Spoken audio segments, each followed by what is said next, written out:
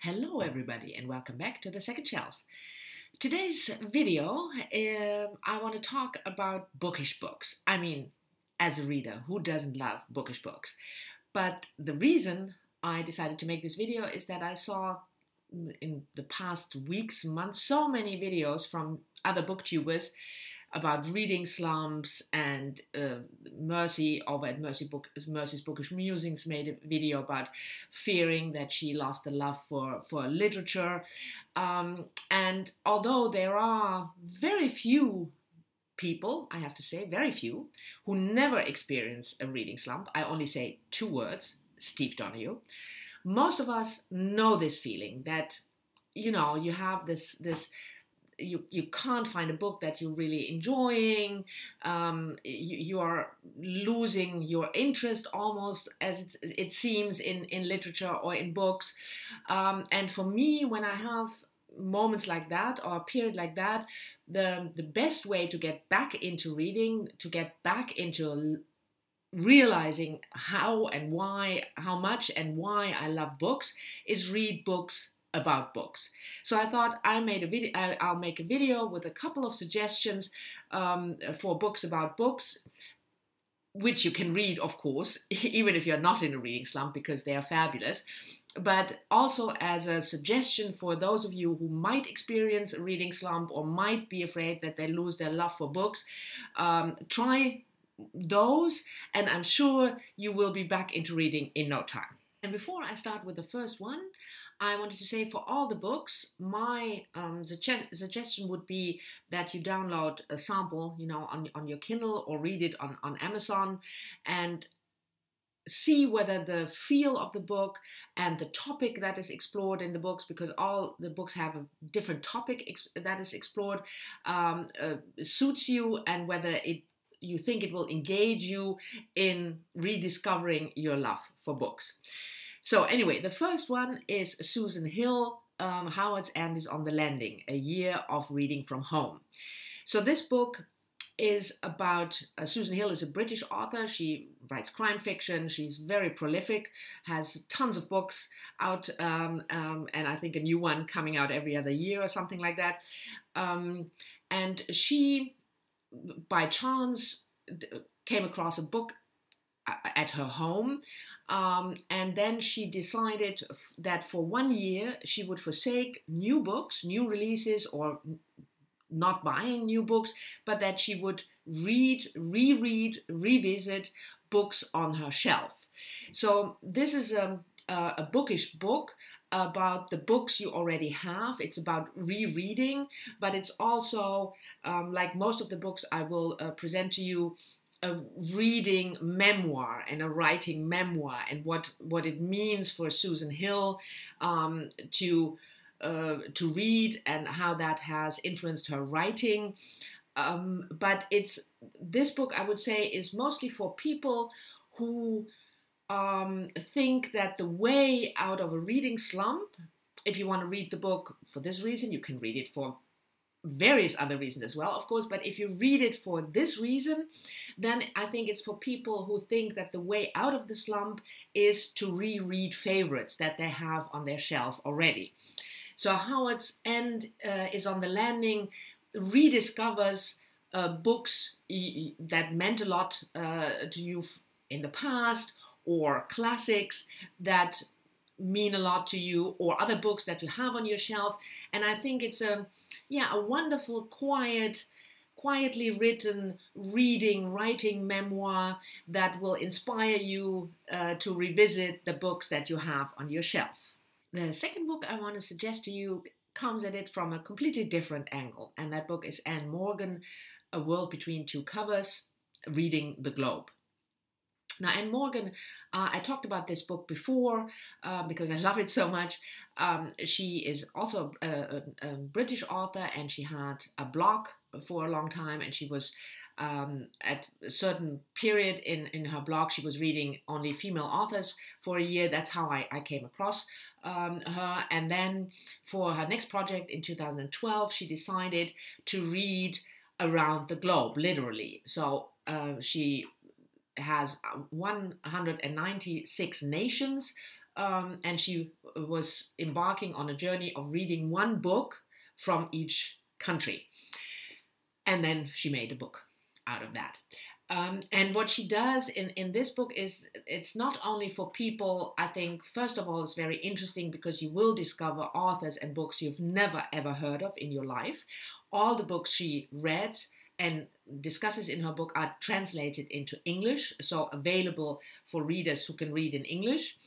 But then what she does is she organizes the book and her journey with topics, because she also interviewed writers in different countries. So, for instance, one topic would be censorship.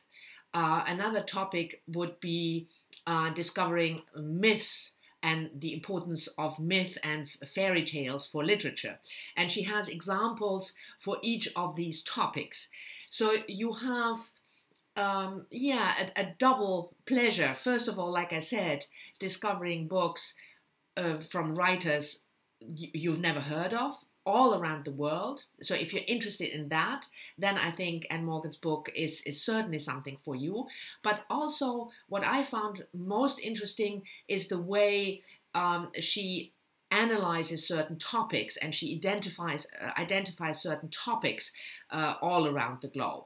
So this is a book for people who think, if you're in a reading slump, and that's why you want to pick it up, who think if discovering something new, something unknown, a journey into unknown territory might be the spark that gets you back into reading, then I would certainly recommend World Between Two Covers. But also for people not in a reading slump, I have to say it again, if you want to explore books from all over the world and read about certain topics, subjects, issues, then this also is certainly a book for you.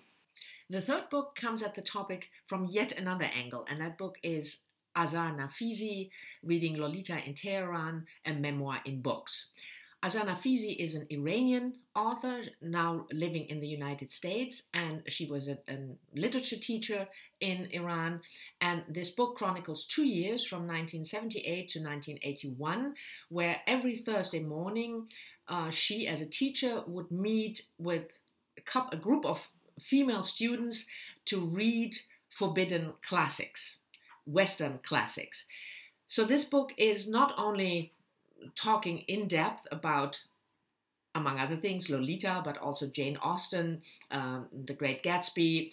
But it's also, like the title says, a memoir of the life in in Iran during or just after the so-called Islamic Revolution. And it chronicles not only the author's life, but also the life of her female students.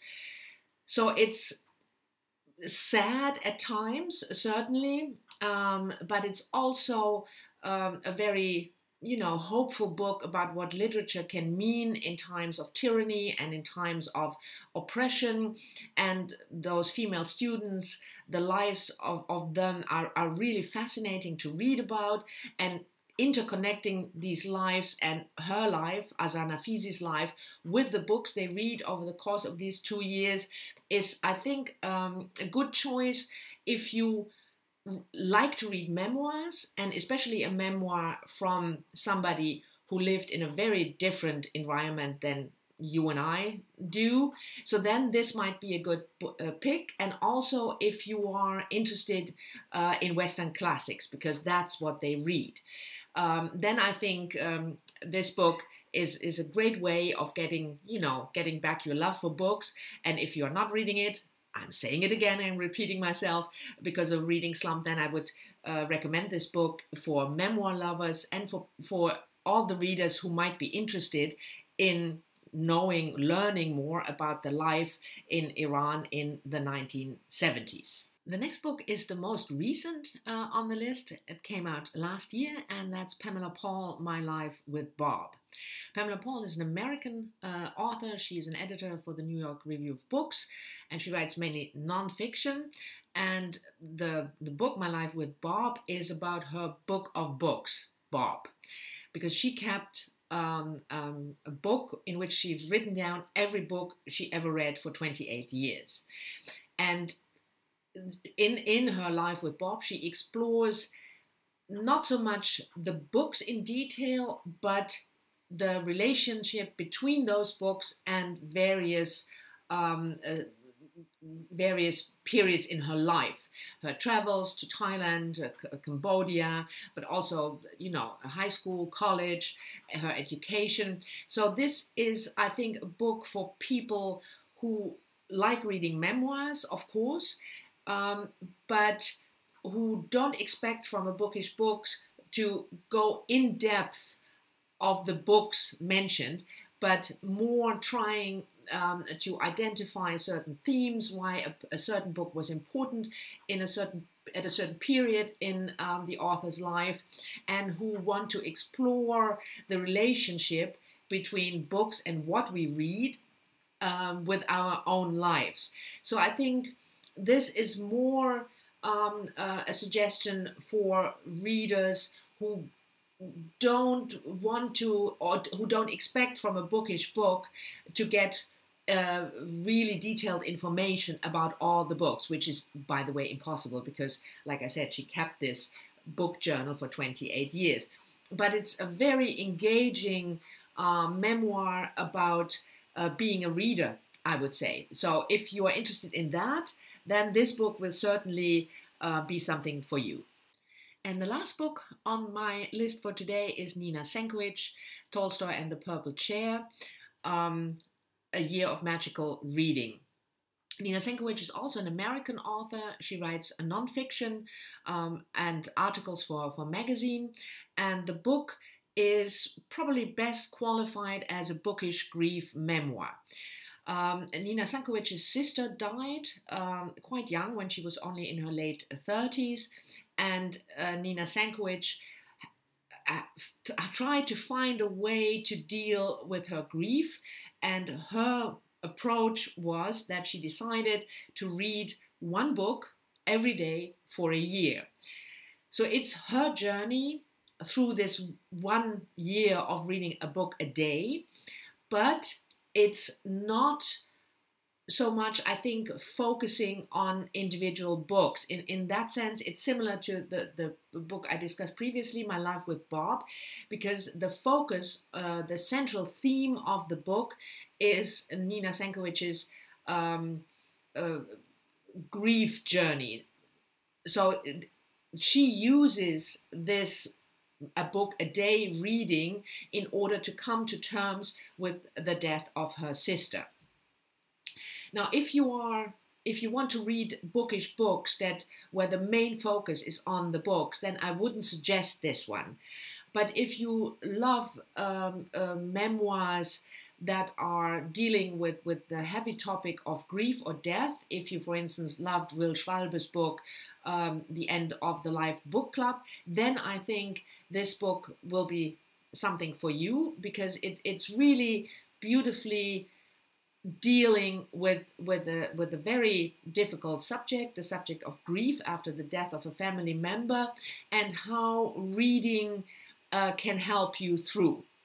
So these were my 5 picks for bookish books, all different, coming at the topic from different angles. Thank you very much for watching. I hope you've enjoyed it.